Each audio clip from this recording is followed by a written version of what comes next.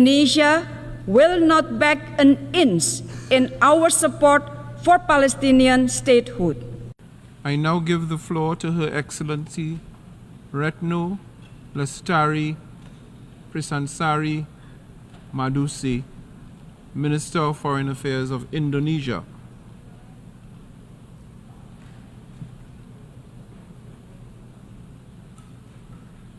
You'll have amended the text.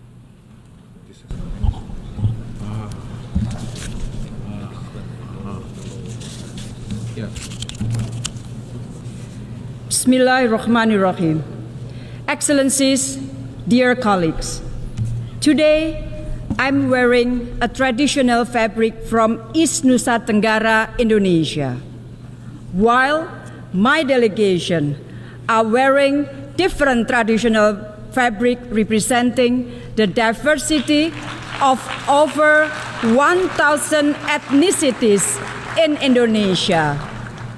We are diverse, but we are one. Mr. President, the world now is at strategic crossroads. Global solidarity and collective responsibility are the only answer to address trust deficit and global inequality. This is the main essence transpired by the Bandung Conference or Asia-Africa Conference in 1955. Through the 10 principles of Bandung, we call for respect toward human rights and the UN Charter, sovereignty and territorial integrity, equality of all races and all nations, peaceful settlement of dispute, and promotion of mutual interest and cooperation. The Bandung Conference reminded every country of their equal rights and responsibility in maintaining peace and stability, mainstreaming win-win cooperation, and championing solidarity. Indonesia bring along the Bandung spirit when we presided the G20 last year, chairmanship of ASEAN this year, during President Jokowi visit to Africa last month, and we will bring this spirit everywhere we go, including to this UNGA. The Bandung spirit enables Indonesia to listen and become part of solution. For Indonesia, global leadership should not only be about power or about the influence to dictate others. Instead, global leadership should be about listening to others, building bridges, respecting international law consistently, and put all nations equally.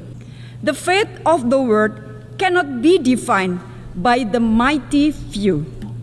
A peaceful, stable, and prosperous world is a collective right and responsibility of all countries, big and small, north and south, developed and developing. We all must do our part and work together toward this common goal. And this can only be achieved if all of us adhere to the same rules of the game.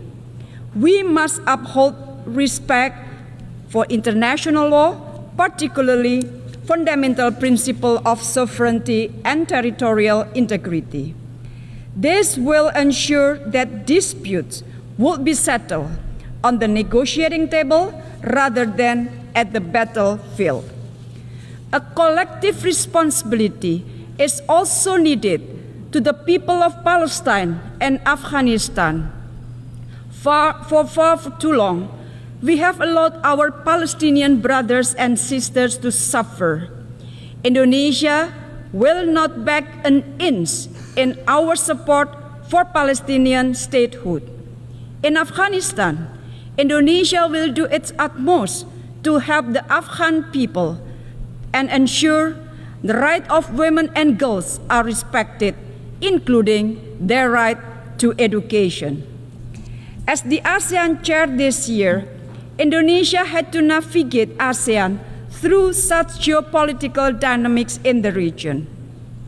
ASEAN has already managed to do this for the last 5 decades. We send a clear message that we will not let our region to be a pawn of rivalries.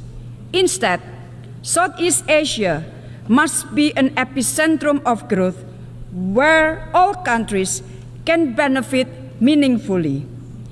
Inclusivity will forever be the pillar of our region's architecture building. It is sufficient to say we managed to pull through. ASEAN have maintained its unity and established a long-term vision for ASEAN 2045. ASEAN have reinforced its centrality in strengthening regional resilience and preparing for economy of the future. ASEAN have initiated closer partnership with the Pacific Island Forum and the Indian Ocean Rim Association for a stable and peaceful Indo-Pacific.